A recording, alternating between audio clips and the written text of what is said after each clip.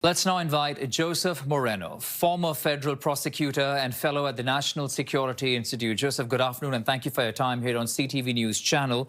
I'll begin by asking what President Trump is saying. Threatening of sorts where an insurrection is concerned. If need be, he says he could invoke the act. If that were to be the case, how would things change on the ground? Hi, Akshay. It was good to be with you despite these rough circumstances in California.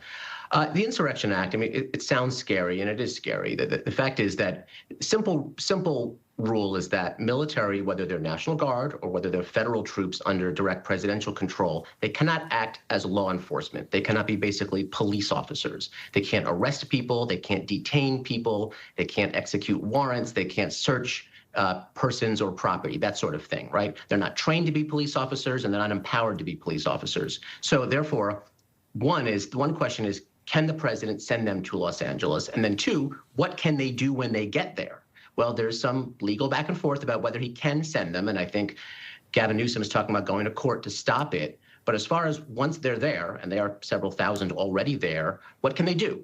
They can defend federal property. They can defend federal ICE agents who are effectively police officers. They can do riot control. They can do logistics. They can provide medical care. So it's really a question of how do you use these military forces? What are they trained for? What are they there for? And of course, what's the reaction to people on the ground once they're there? Joseph, let's also talk about that pushback. You know, there is a lot of pushback, obviously, from California's governor, from the mayor of LA, who gave a press conference as well earlier today. And there are legal challenges now as attorneys for California are asking a federal judge for an emergency order blocking the administration from using the National Guard, the Marines in LA. Your take on how all of this is going to really play out in the courts?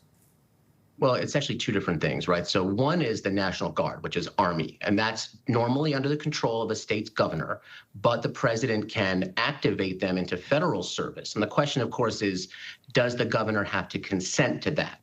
The president, and I would say most of the law, says no, it's the president's power. Governor Newsom says yes, he has to consent to it, and he did not. And so that's going to be the fight in court.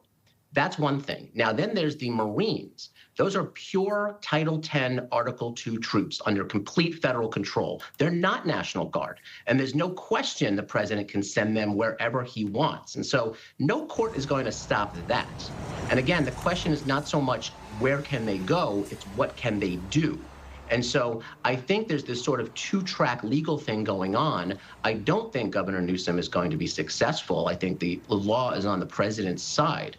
I think the real debate here is, of course, what should be done. And that's a legitimate debate. But from a lawyer's perspective, when I hear things like unconstitutional and illegal, I sort of recoil because I do think this is legal. Whether it's advisable, that's a different story, and that's a fair question. All right. We appreciate you breaking it all down and helping us give a perspective on the situation there. Joseph Moreno, former federal prosecutor and fellow National Security Institute. Appreciate your time, Joseph. Thank you. Thanks, Akshay.